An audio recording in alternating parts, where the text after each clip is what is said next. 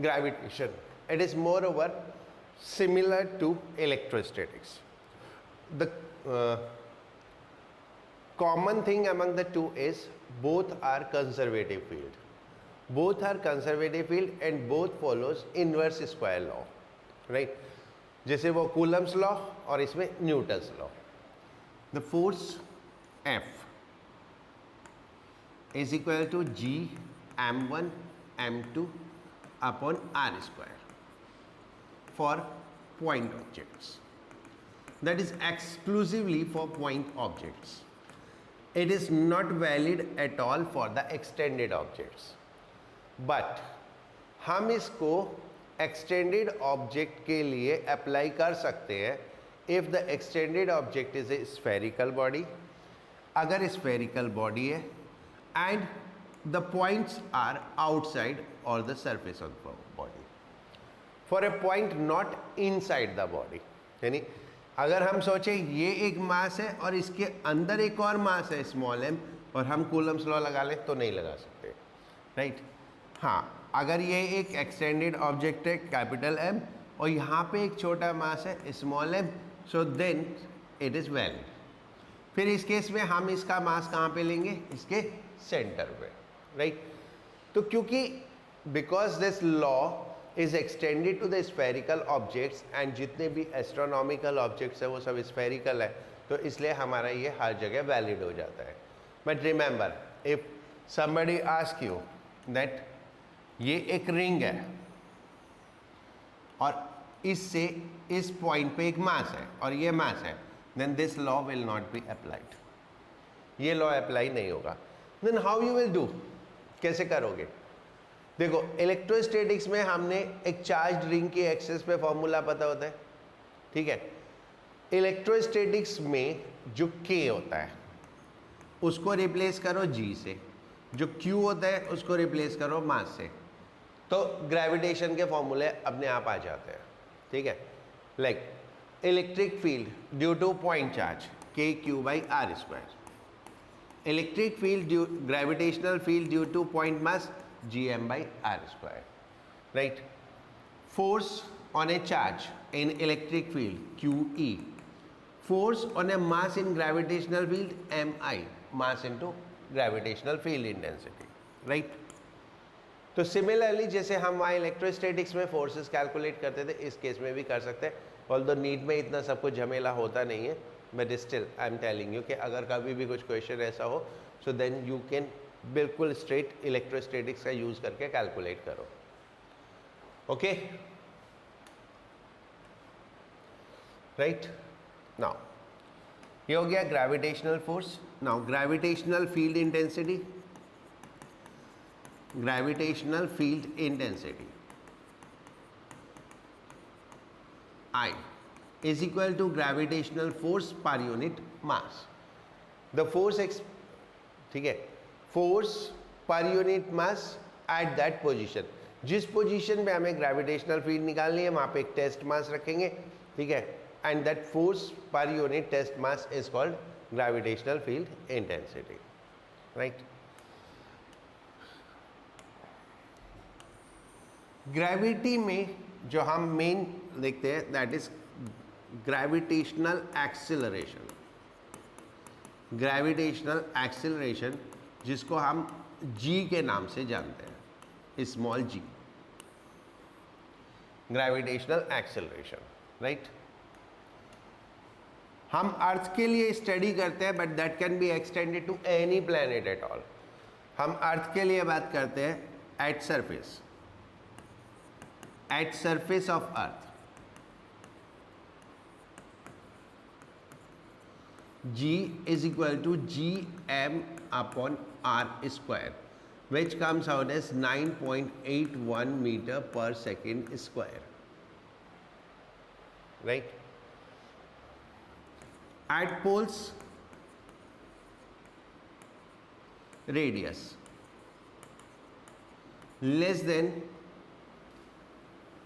at equator. जो poles का radius होता है इक्वेटर से कम होता है, so at poles will be greater than equator at the surface of earth. But ये डिफरेंस इतना कम है कि हम नॉर्मली हर जगह कांस्टेंट मान लेते हैं, that is 9.81। The difference is very small, तो उसको हम कंसिडरेशन में नहीं लेते usually, but conceptually there is a difference between the two. Variation of G with altitude, जैसे जैसे हम हाइट पे जाते हैं, ठीक है, या हम कहें कि सेंटर से डिस्टेंस बढ़ता जाता है, जी की वैल्यू कम होती जाती है। So g at height is equal to G M upon R plus h square at any height, right. ये हम सरफेस से, ऑल्टीट्यूड हमेशा सरफेस से मेजर होता है, तो सेंटर से डिस्टेंस हो गया आर प्लस एच। तो जैसे यहाँ पे आर स्क्वायर है सरफेस के लिए, यहाँ पे सेंटर से डिस्टेंस लिया आर प्लस एच स्क्वायर। इसको थोड़ा सा मॉडिफाई करेंगे in terms of gravity due to surface, तो it will be g 1 plus h by R to the power -2, और ये कहाँ पे है? At surface.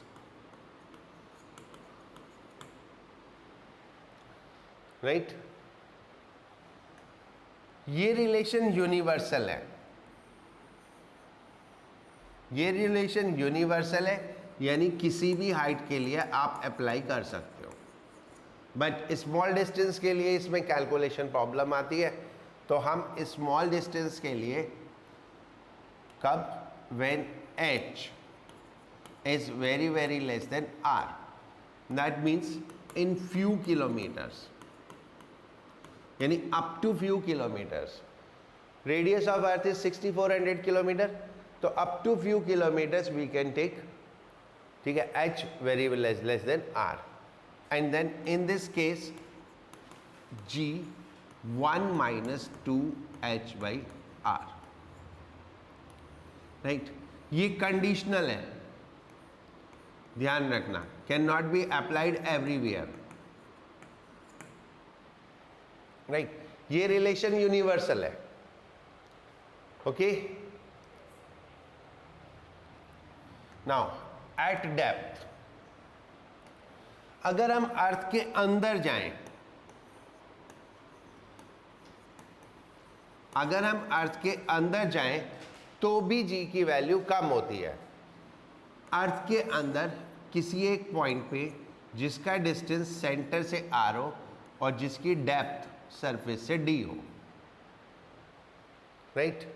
यहाँ पे डी कितना है? D is R minus are.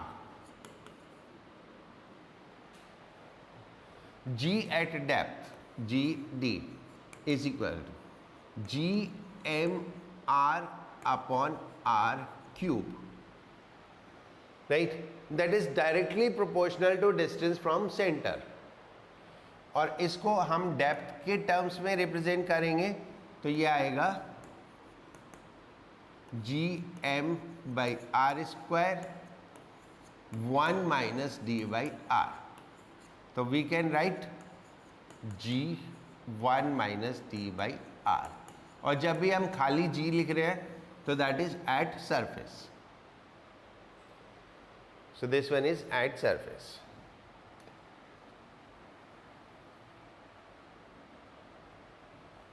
Okay, अगर एक ग्राफ ड्रॉ करें अर्थ के सेंटर से लेके, एक ग्राफ ड्रॉ करें अर्थ के सेंटर से लेके बाहर इन्फिनिटी तक, तो सेंटर से up to the surface of earth g की वैल्यू इंक्रीज होती है, up to the surface of earth, and in this portion g is proportional to r, ठीक है। और मैं ये बात 2 बार बता चुका, inside G is proportional to R, और अभी यहाँ ग्राफ में भी बता दिया G is proportional to R. फिर भी क्वेश्चन आएगा तो गलत मत करना। And outside it is inversely proportional to R square. right? So that is the graph between G and R.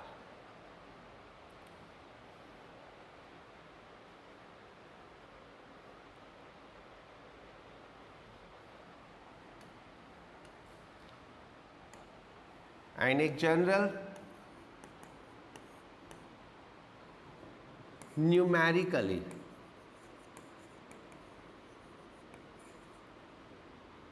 I and G are same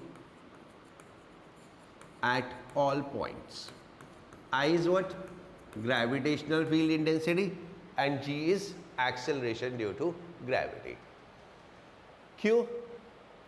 क्योंकि दोनों ही फोर्स अपॉन मास होते हैं.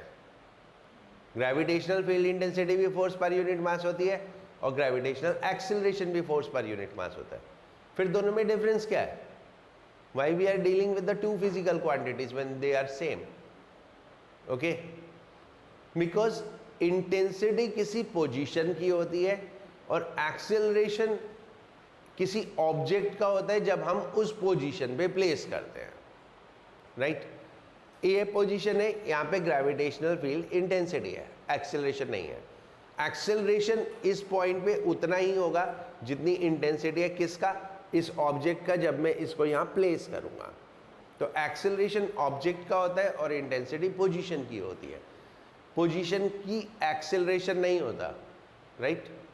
सो that's why these are the two different physical quantities, but otherwise they are equal, right?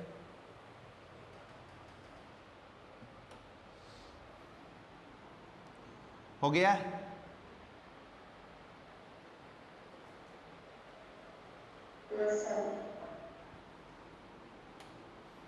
Now,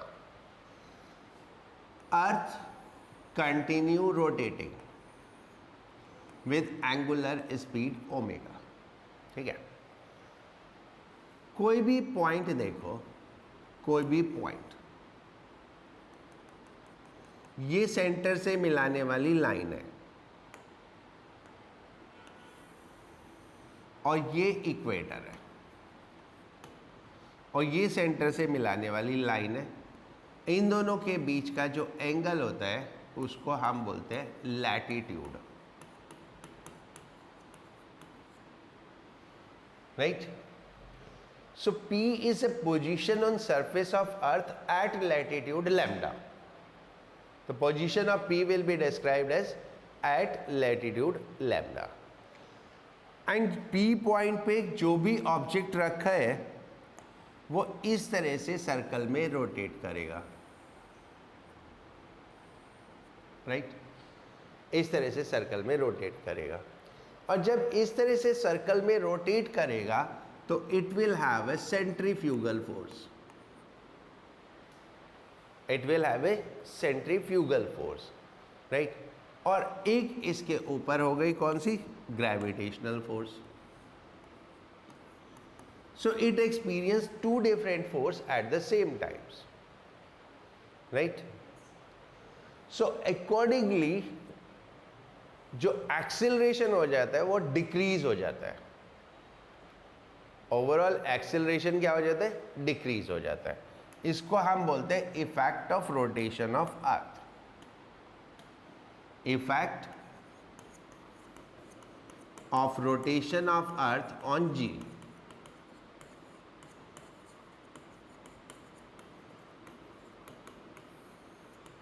right, at latitude lambda,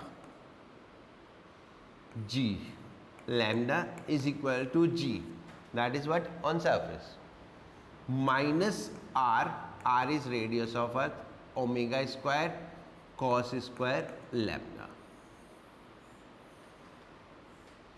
right? Now अगर हम बात करें equator की,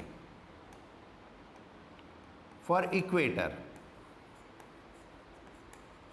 lambda is equal to 0 degree, तो g lambda is equal to g minus are omega square. यानी इस rotation का maximum effect कहाँ होता है? इक्वेटर पे. और पोल्स पे इसका इफेक्ट होता नहीं है, क्योंकि जो पोल्स पे पॉइंट है वो रोटेट करता ही नहीं है। तो g lambda is equal to जी। तो पोल्स पे रोटेशन का इफेक्ट होता नहीं है। पोल से इक्वेटर की तरफ बढ़ते हैं तो रोटेशन का इफेक्ट बढ़ता चला जाता है। तो इक्वेटर पे दो डिफरेंट रीजन हो जाते हैं फील्ड डिक्रीज होने के, वो जी डिक्रीज होने के। इक्वेटर पे दो डिफरेंट रीजन हो जाते हैं जी डिक्रीज होने के, one due to rotation and another due to shape, right. gravitational potential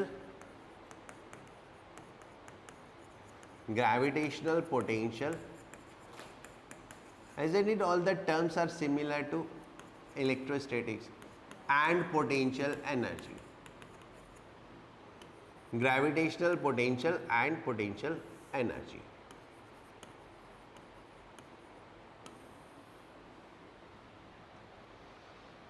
right? Potential energy is minus G m1 m2 upon r12। कोई दो मासेस हैं, वो कुछ डिस्टेंस पे रखे हैं, उनकी potential energy minus ji m1 m2 upon r12। if one of the mass is earth and another is a point mass, तो डिस्टेंस सेंटर से लेंगे r, तो u इज इक्वल टू कितना हो जाएगा, minus G M M upon R, right.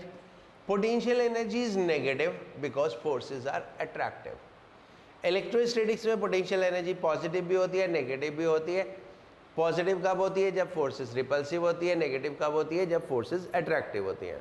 But in case of gravitation forces are only attractive, right. And potential is potential energy per unit mass, या potential energy is mass into potential. So accordingly potential become minus gm by r, right? This we are talking about अगर कोई भी planet है उससे किसी point पे, अगर कोई point mass है तो भी v is equal to minus gm by r होगा।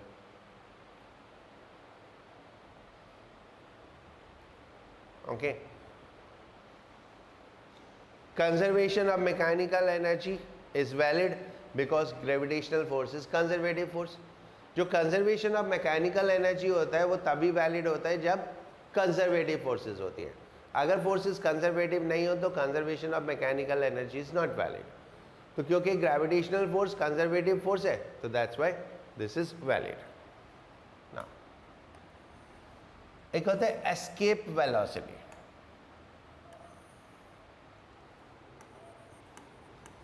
Escape velocity is the minimum velocity with which if a particle is projected it will go out of gravity of earth। Minimum speed जिससे project particle को project करें कि वो अर्थ की gravity से बाहर चला जाए, right. So this escape speed is given as √2 gm/r and that can be written as √2 gr, and for earth it is 11.2 kilometer per second।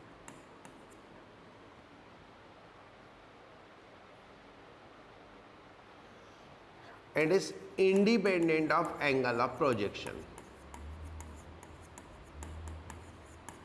आप किसी भी एंगल पे प्रोजेक्ट करो इट विल बी सेम, क्योंकि जिधर भी प्रोजेक्ट करोगे उसी साइड इंफिनिटी है।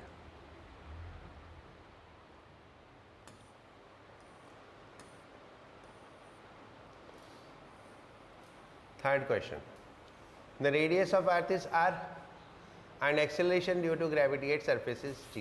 If a body of mass m is sent to height of r/4 from earth's surface, the minimum speed with which the body must be thrown from the surface of earth। देखो जब भी आपको height और speed relate करना हो तो एक ही तरीका है, that is what, conservation of mechanical energy, right. तो kinetic energy half mv²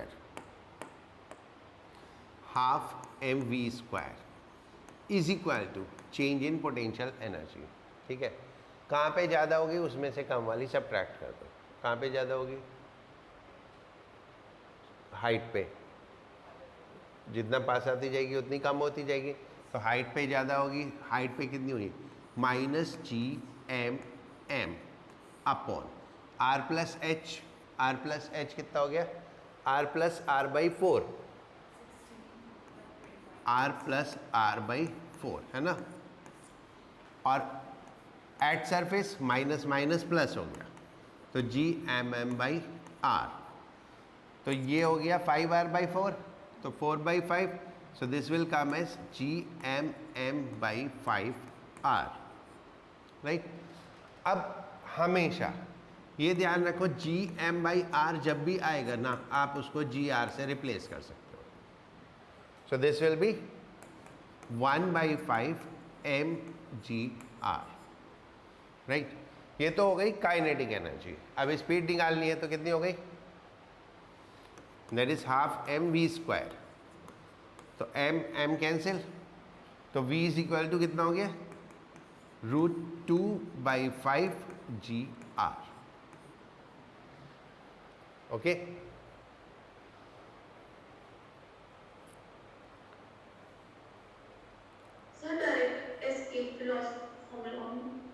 escape velocity का फॉर्मूला तब होता है जब हम इन्फिनिटी पे भेज रहे हो।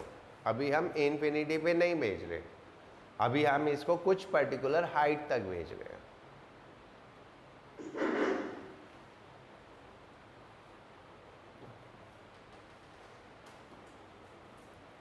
Okay,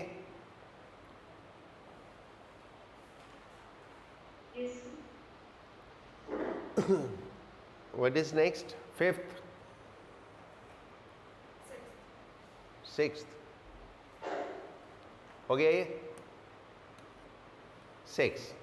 If g is acceleration due to gravity at surface, then the minimum kinetic energy required to make a body move to infinity. अब हम infinity पे भेज रहे हैं, तो escape velocity चाहिए। ठीक है, तो escape velocity कितनी हो गई? √2 gr। escape velocity लगेगी अभी कितना? √2 gr। तो काइनेटिक एनर्जी कितनी हो गई? Half M into v square, that is √2 gr, so that will be mgr। ठीक है, next 10. A body of mass m is taken from Earth's surface to the height equal to radius of Earth. Then the change in potential energy of body, it's moreover similar to that. Change in potential energy of body at height कितना? At height it become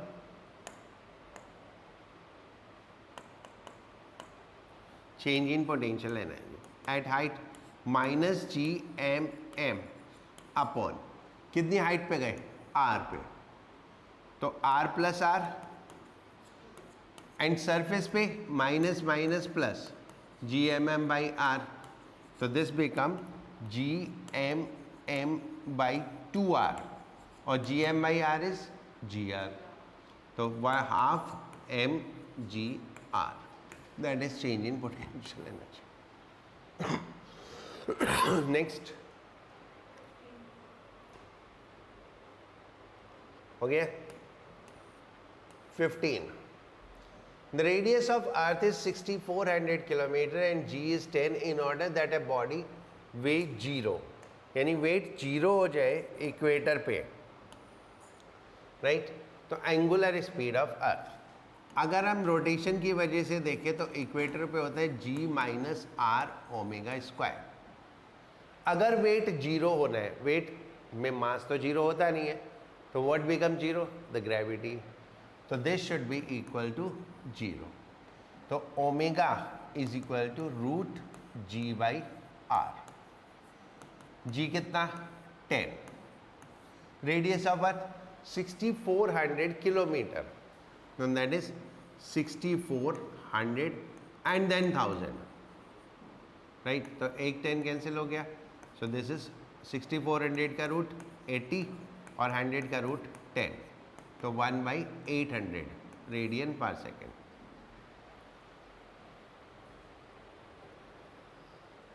Now 17. At what depth below the surface of earth is the value of G same as that a height of 5 kilometer? Now 5 kilometer is not a large height, that is a small height. तो हम small height वाला formula use करेंगे. तो G at depth is same as G at height. At depth होता है G 1 minus D by R, और at height होता है G 1 minus 2h by R. तो इसको इक्वेट करो तो D इज इक्वल टू कितना आ गया 2h. So that is 2 into 5, 10 kilometre. Means 10 kilometre inside earth is same gravity as 5 kilometre height. Clear? Right.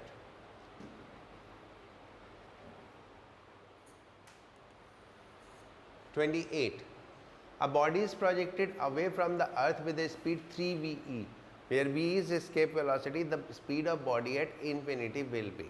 देखो, the speed VE is required to just reach at infinity. यानी infinity पे पहुंच के उसकी speed 0 हो जाएगी. बट अगर हम ज़्यादा स्पीड देंगे तो इन्फिनिटी पे पहुंच के भी स्पीड तो बची रहेगी ना. तो इसको हम एनर्जी से कैलकुलेट करते हैं. Right. The conservation of mechanical energy, what is it? Potential energy plus kinetic energy at infinity equals potential energy plus kinetic energy at surface. Conservation of energy, surface पे जितना सम था उतना ही अब है. तो सरफेस पे पोटेंशियल एनर्जी हो जाती है -GM/m/r, और काइनेटिक एनर्जी हो गई 12m VE square. 12m VE square है ना, नहीं 3VE square. 12m 3VE square. तो दिस इज 9 VE. V कितना? √2GM/r. तो 2GM/r. राइट. ये हो गया 2 cancel. Now at infinity potential energy 0 और kinetic energy 12m V square, और ये स्पीड हमें निकालनी है. ठीक है. अब इसको सॉल्व करो. m cancel, then this is V square by 2 is equal to, ये कितना हुआ 9 माइनस 8. ठीक है.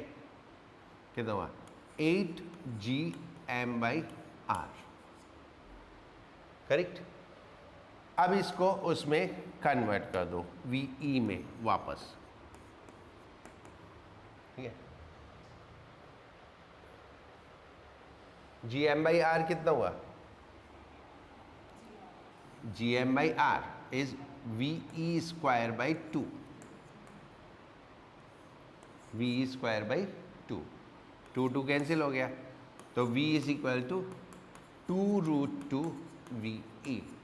That is the velocity of object at infinity.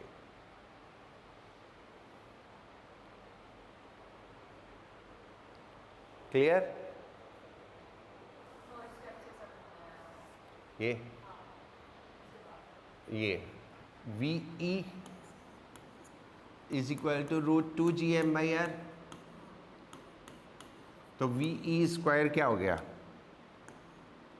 GM/r. तो GM/r is what? VE square upon 2. तो मैंने यहाँ GM/r को VE स्क्वायर बाई 2 रिप्लेस किया.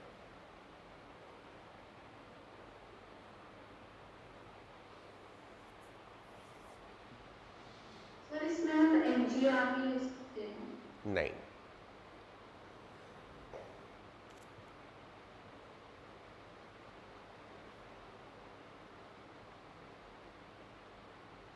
क्योंकि हमको आंसर VE में चाहिए वापस.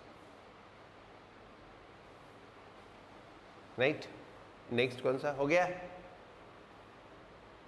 Next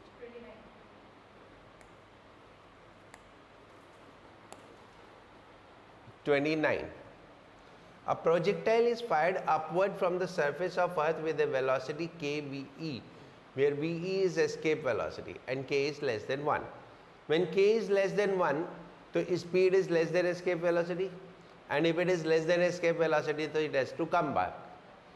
Right? If r is the maximum distance from the center of Earth to which it rises, and r is the radius, then r equal to, okay.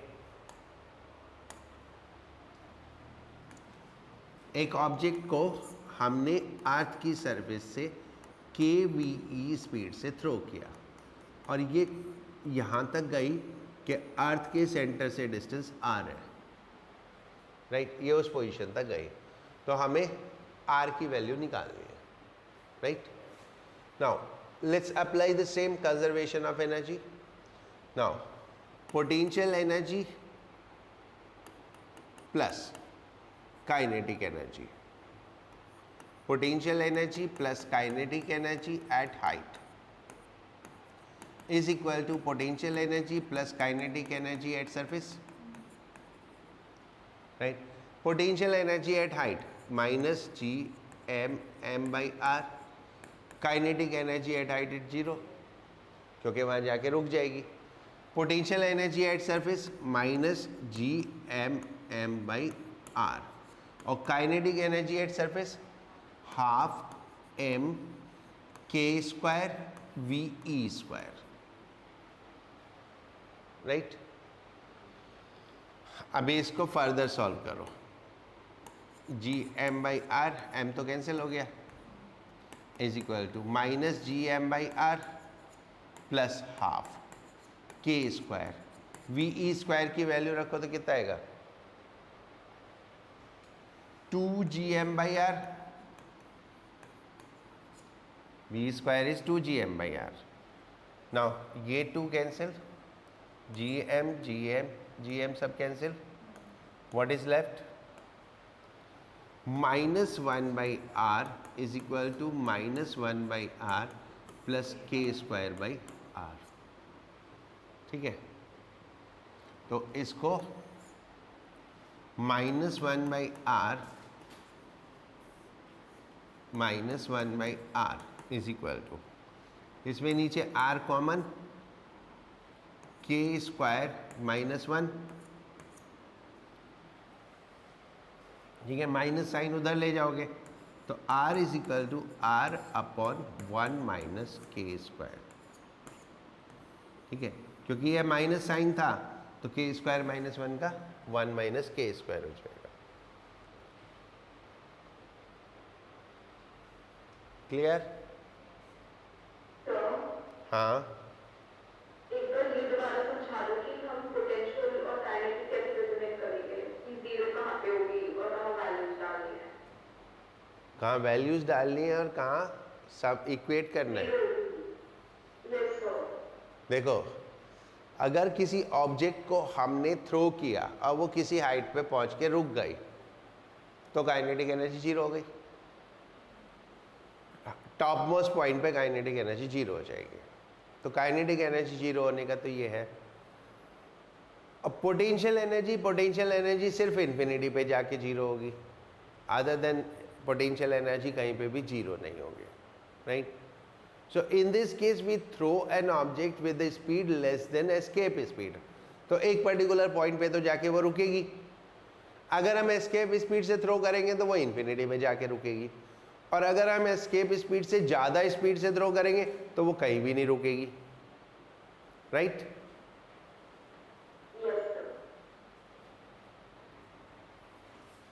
Next, हाँ 33. Two planets of radii r1 and r2 are made of same material. The ratio of acceleration due to gravity at the surface of two planets, because they are made of same material, तो obviously the density of material will be same. तो हम mass calculate करेंगे कैसे? Volume से, ठीक है। तो पहले हमें मास कैलकुलेट करना पड़ेगा वॉल्यूम से, तो इसलिए इसको फॉर्मूले को कन्वर्ट करो, G is equal to G M upon R square, mass density into volume, volume of sphere 4/3 pi R cube upon R square, ये आर स्क्वायर से कैंसिल हो गया, डेंसिटी सेम, G सेम, बाकी सब सेम, तो G is proportional to R, तो G1/G2 is equal to R1/R2, so G1 upon G2 is equal to R1 upon R2, right?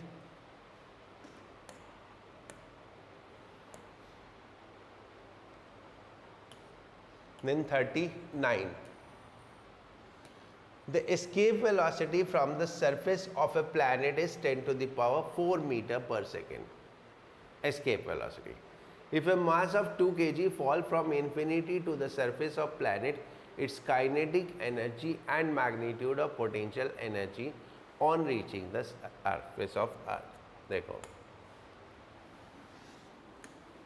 एक object infinity से fall किया, ड्रॉप करना, तो potential energy zero, kinetic energy भी zero, total energy zero. वो surface पे पहुंचा,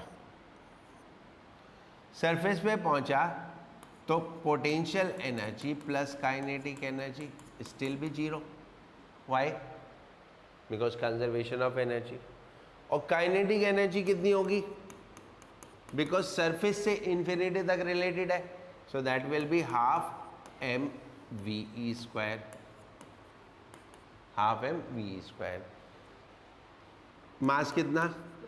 2 kg। स्पीड कितनी? 10 to the power 4 का स्क्वायर, तो kinetic energy is 10 to the power 8 and potential energy is minus of kinetic energy. So potential energy कितना? -10 to the power 8। इसमें पूछा magnitude, magnitude of potential energy and kinetic energy, तो magnitude में negative sign आएगा नहीं, so both will be equal. That is how much? 10 to the power 8। Okay,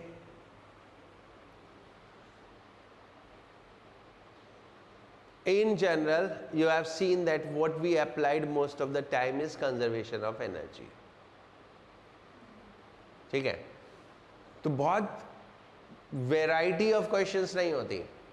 what you will find either variation of g in different cases, g कैसे change हो रहा है, other case the variation of energy, ठीक है, conservation of energy, and the next part is satellite and Kepler's law जो अभी पढ़ रहे हैं। Okay, now satellite,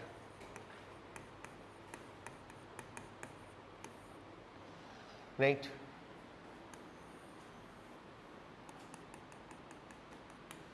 कि कोई भी प्लैनेट उसके अराउंड जो ऑब्जेक्ट मूव करता है उसको हम सैटेलाइट बोलते हैं। The object can be of any shape, size, कुछ भी हो सकता है, ठीक है।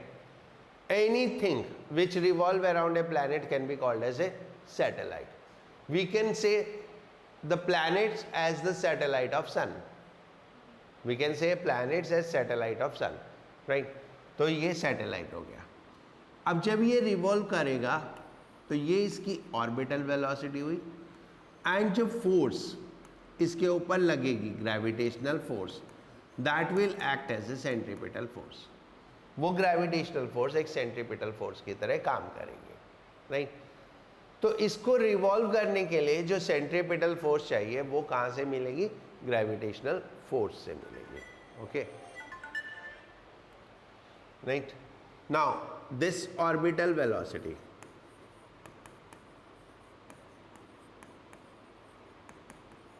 V0 is equal to root gm by r, where r is radius of orbit of satellite, m is mass of planet, and it is independent of mass of satellite। Satellite के mass से independent होती है, right. Close to surface of earth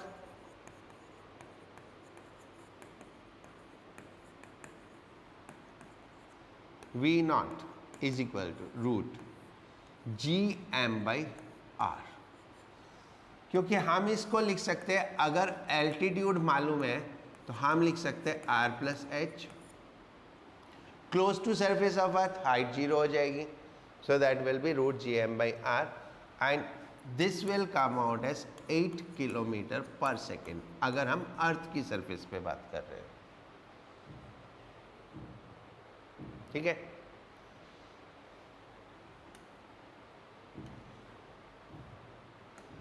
time period,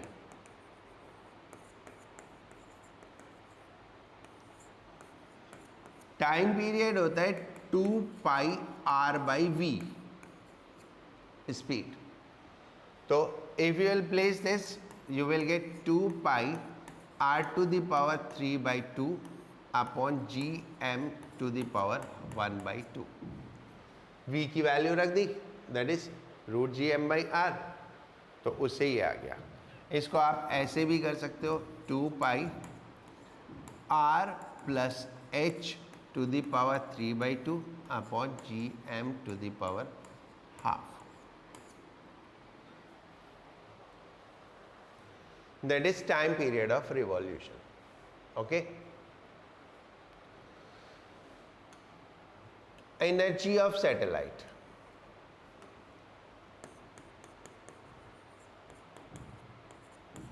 energies of satellite, kinetic energy, that is half mv square, so that will become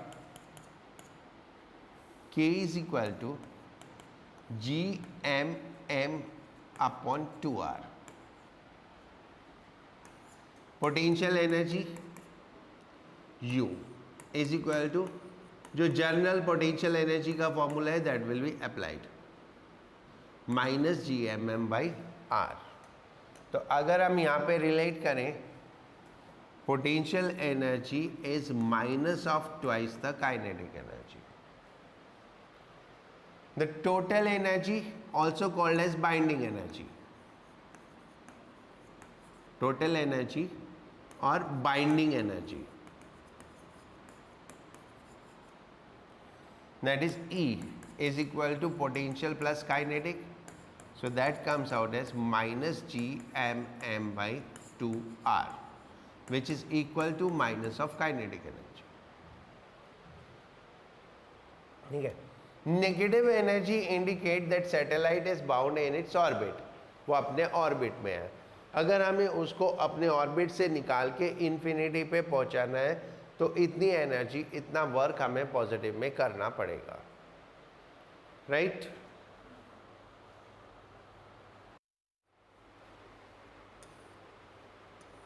right, the ratio of kinetic energy required to be given to a satellite to escape the Earth's gravity to the kinetic energy to that a satellite just above the Earth's surface, right?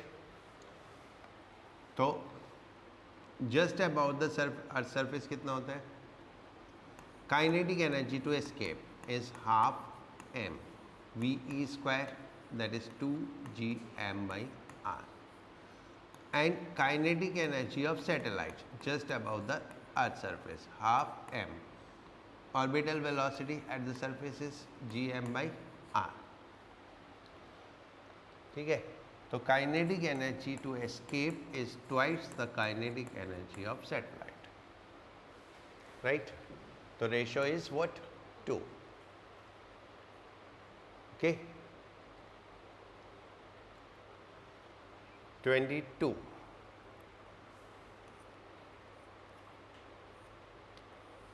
a satellite of mass m is moving around the earth in a circular orbit of radius r. If the mass of earth is m, then the energy required to take the satellite to an orbit of radius 3r, right?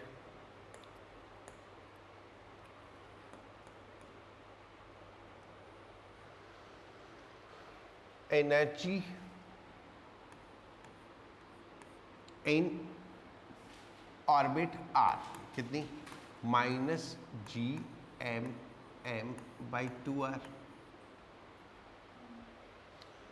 Energy in orbit 3r, is equal to minus g m m by 2 into 3r, 6r, 2 into 3r, तो 6r हो गया. तो the difference of energy that is required, so this minus this, तो minus g m m by 6r plus g m m by 2r, ये कितना हो गया? G M M upon 3r. ठीक है. तो this much energy is required. जब हम बात कर रहे हैं तो इसमें काइनेटिक एनर्जी नहीं लेंगे, टोटल एनर्जी लेंगे, क्योंकि हायर ऑर्बिट पे जाएगा तो पोटेंशियल एनर्जी भी इंक्रीज होगी. तो we will take the total energy. Right, हो गया. Now 33, 31. An artificial satellite is moving in a circular orbit around the Earth with a speed equal to half the escape speed of Earth. The orbital velocity is half of the escape velocity, right? If the satellite is stopped, तो जो फिर वो नीचे गिरा तो अर्थ पे पहुंच के स्पीड निकाल लिया. तो जब हमने सैटेलाइट को स्टॉप कर दिया तो काइनेटिक एनर्जी तो उसकी ख़त्म हो गई. What is left? Potential energy. Right. तो पोटेंशियल एनर्जी के लिए पहले हमें रेडियस ऑफ ऑर्बिट चाहिए. तो ऑर्बिटल वेलोसिटी कितनी होती है? Root G M by R, where R is distance from centre. और एस्केप वेलोसिटी कितनी होती है? Root 2 G M by R. इसको स्क्वायर करो तो G M by R is equal to 1/4 into 2 G M by R. तो ये हो गया 2. तो are is equal to 2r, यानी जो रेडियस है वो ऑर्बिट का 2r है. अब kinetic energy is equal to change in potential energy. तो potential energy at height minus potential energy at surface, that is half mv square. Potential energy at height minus g m m upon height कितना हो गया? 2r minus minus plus G M M by R. तो ये हो गया, m तो cancel हो गया. Half v square is equal to G M by 2r. G M by 2r इसको लिख सकते हैं 1/2 जी आर. तो v is equal to root G R. Right. Okay.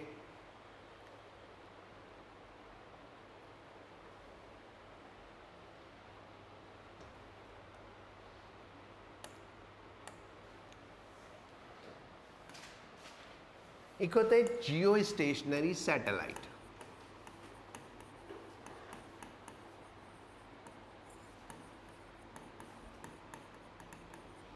Jio stationery satellite होता है that is stationary with respect to any position at earth. with respect to any position at earth.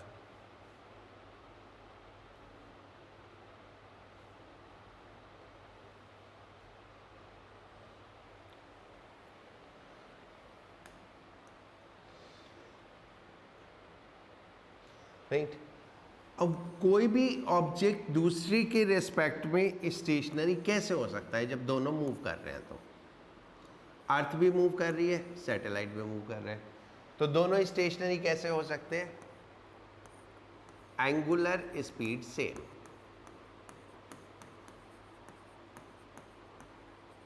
As of earth,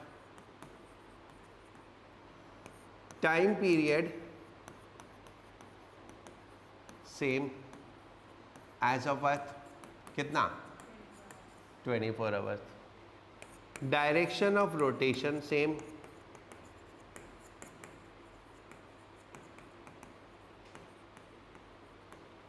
direction of rotation same होनी चाहिए, plane of rotation equatorial plane, यानी it should be rotating in equatorial plane, right. Use as relay satellite,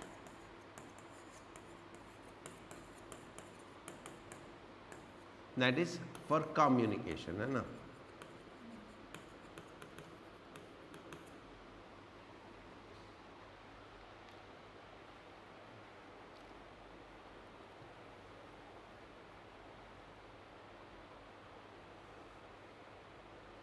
Okay.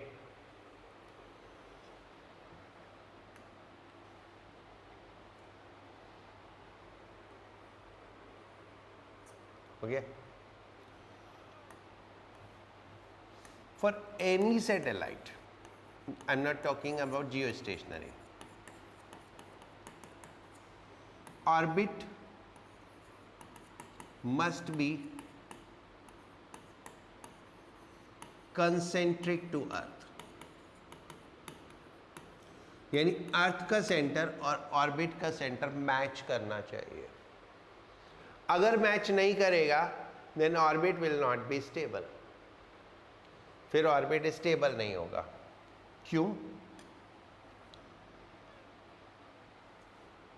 अगर ये अर्थ है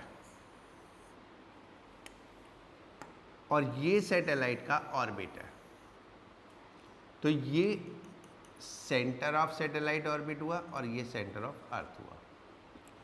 so the force acting on satellite will be towards centre. इस force के दो component हो जाएंगे. ये फोर्स तो सेंट्रीपिटल फोर्स का काम करेगी और ये फोर्स इसको नीचे पुल करेंगे. ठीक है, तो इसलिए ऑर्बिट स्टेबल नहीं होगा. तो फिर क्या होगा? ये ऐसे घूमते घूमते घूमते घूमते फाइनली इस ऑर्बिट पे सेटल हो जाएगा. ठीक है, क्योंकि जब तक ये फोर्स रहेगी ये ऐसे होगा, तो घूमते घूमते ये क्या होना चाहिए, जो इसका इक्विलिब्रियम होगा वो इसी ऑर्बिट पे होगा. तो इसलिए जब भी हम सैटेलाइट को लॉन्च करते हैं तो इस तरह से लॉन्च करते हैं कि उसका सेंटर, ऑर्बिट का सेंटर और अर्थ का सेंटर मैच करना चाहिए. Right.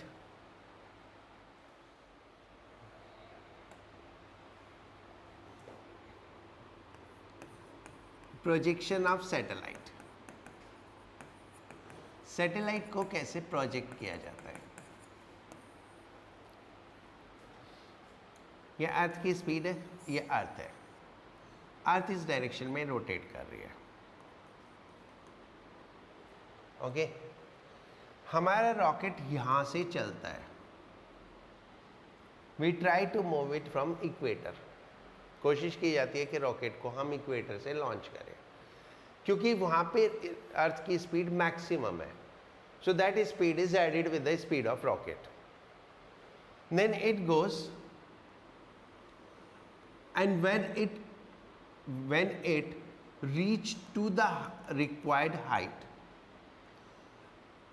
it become perpendicular to vertical, यानी horizontal, जो अर्थ की रेडियल लाइन है उसके परपेंडिकुलर. और जब इसके परपेंडिकुलर होता है उस टाइम पे रॉकेट की स्पीड वही होनी चाहिए जो सैटेलाइट की स्पीड चाहिए. रॉकेट की स्पीड को वही मेंटेन करते हैं जो सैटेलाइट की स्पीड चाहिए, एंड ठीक उस पॉइंट पे पहुंच के सैटेलाइट को डिटैच कर देते हैं.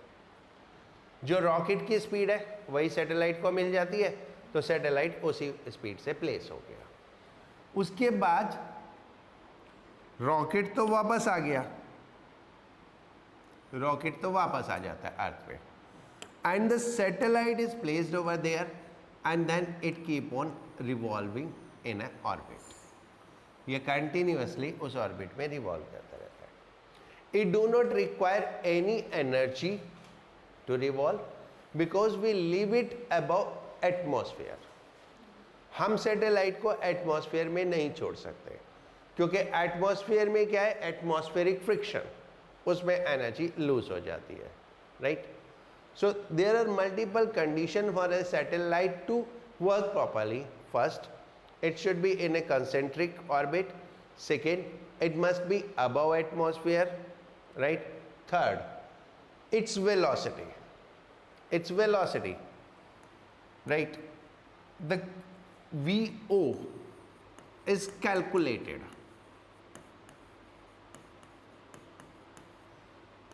like root g m/r. अगर हम r रेडियस के ऑर्बिट में छोड़ रहे हैं तो इतनी वेलोसिटी होनी चाहिए, that is called calculated velocity. Okay, but actual velocity may be lesser और मोर. ठीक है, actual velocity may be lesser और मोर. अब अगर हम इसको v स्पीड से छोड़ते हैं, if satellite dropped at v, तो क्या क्या हो सकता है. If v less than v not,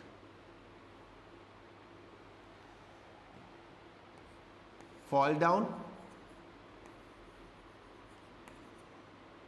following spiral path. तो ये fall down कर जाएगा, यानी रुकेगा नहीं. And when it will fall, it will always take a spiral path. It will not fall like that, क्योंकि इसके पास velocity है, तो ऐसे घूमते घूमते घूमते घूमते नीचे आएगा. The same thing happens if we live in atmosphere. अगर हम सैटेलाइट को एटमॉस्फेयर में ड्रॉप कर दें तो भी ऐसे ही होगा, वो एक स्पाइरल पाथ लेते हुए कोलैप्स कर जाएगा. v is equal to v naught, then circular path.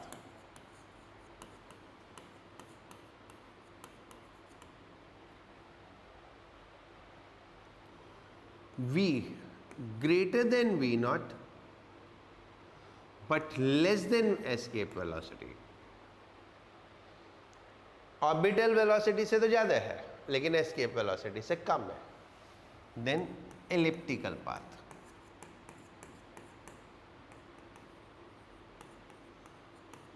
और अगर एस्केप वेलोसिटी के बराबर हो गई तो एस्केप कर जाएगा, right. So these are the conditions. So it is usually एक रेयर फिनोमेना होता है.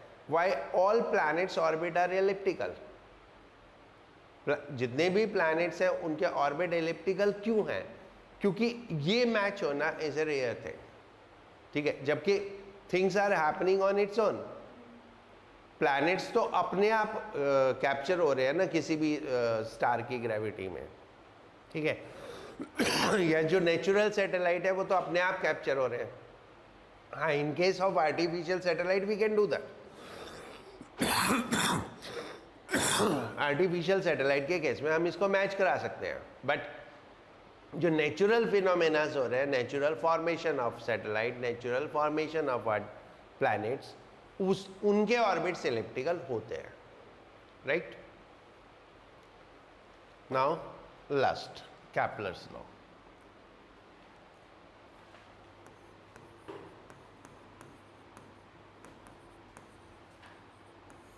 First, all planets revolve in elliptical orbit with Sun at one of the focus. एक फोकस पे सन होता है, राइट. एक एलिप्स क्या है? सर्कल को ऐसे चपटा कर दो तो ये एलिप्स हो जाता है. एलिप्स, इस एलिप्स में दो फोकस होते हैं, F1 F2.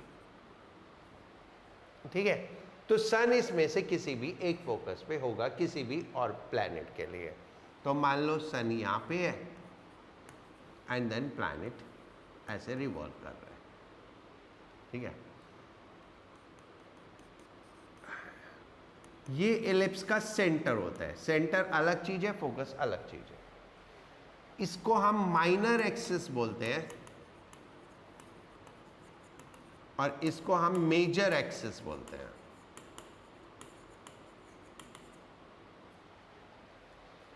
नहीं, लेकिन ये एलिप्टिसिटी इतनी कम होती है कि हम ऑल प्रैक्टिकल पर्पस के लिए उसको सर्कुलर एज्यूम कर लेते हैं।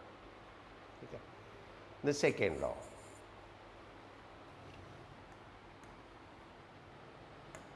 line joining sun and planet, line joining sun and planet sweep equal area in equal interval of time.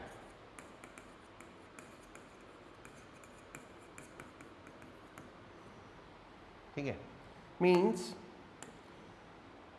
ये सन है, ये प्लैनेट है, ये प्लैनेट की पोजीशन 1 हो गई, यहां से यहां पे पहुंचा तो ये P2 पोजीशन हो गई,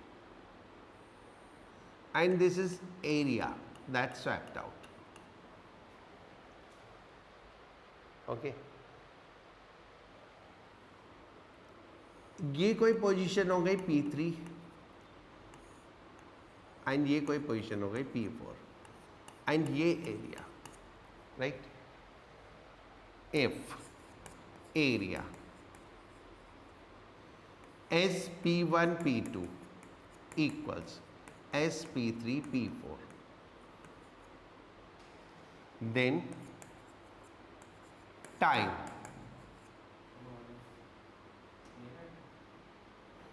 P1 to P2 equals time P3 to P4. Then time P1 to P2 equals time P3 to P4. Right?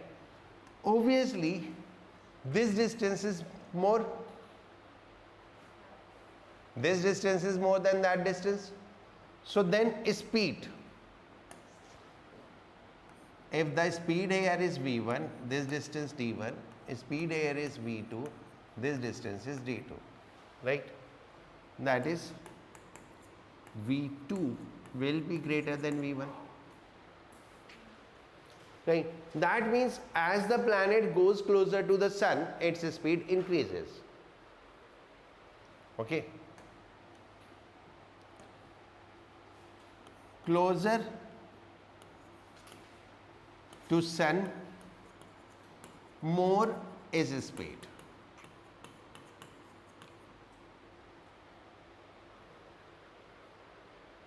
Right? This law represent conservation of angular momentum. This law represent conservation of angular momentum.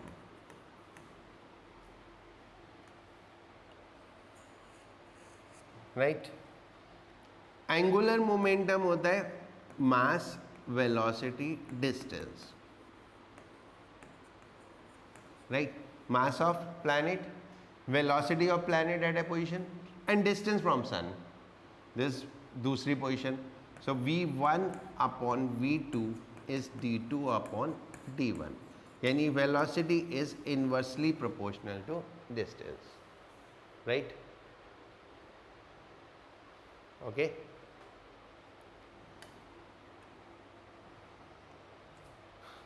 This law also states that aerial velocity of planet is constant. Aerial velocity of planet is constant. That is basically rate of change of area with time is constant. Right? So this law can be said as aerial velocity is constant.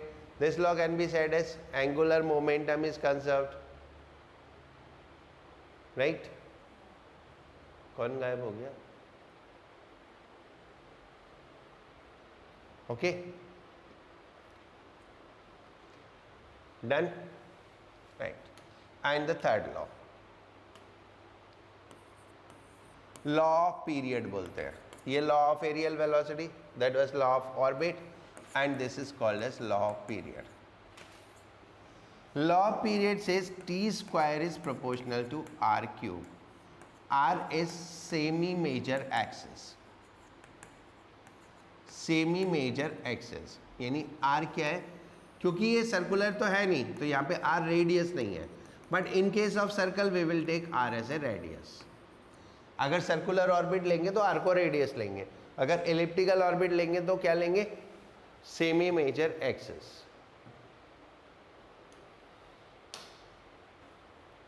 Right, check किया.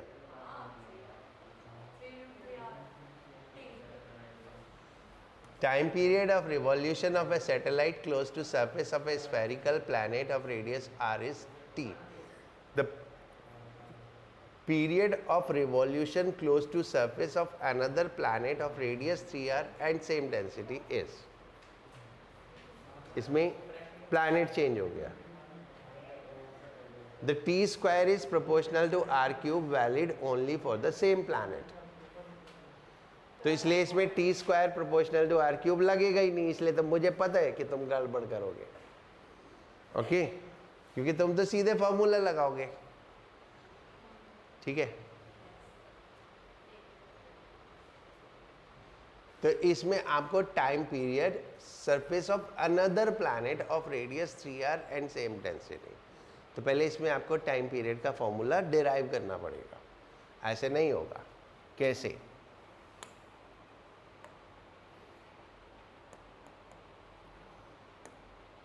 T is equal to 2 pi r upon v.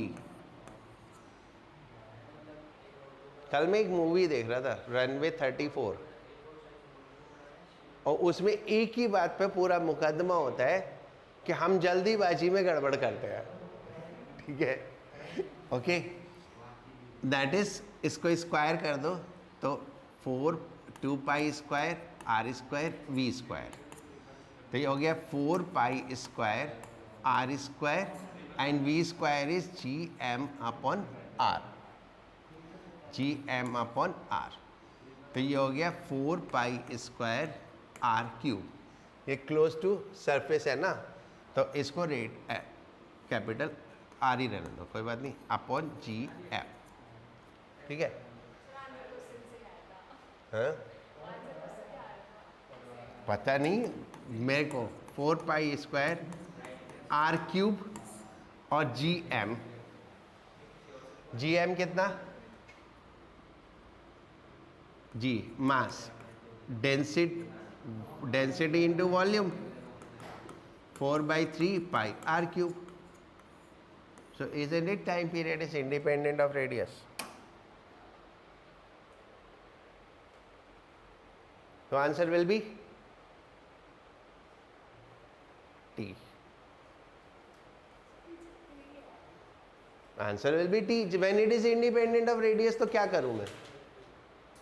अब उसमें answer गलत दे रखा तो वो मत मेरे को दिखाना. ठीक है, ठीक है. रिद्धि, शिवांशी, शिल्पी, आयुषी, समझ में आया? क्वेश्चन ध्यान से पढ़ना चाहिए, घर जाने की जल्दी में गड़बड़ी नहीं करनी चाहिए. और अगर नहीं समझ में आ रहा हो तो रनवे 34 देखना, उसमें 1 घंटे बाद से देखनी शुरू करना. ओके.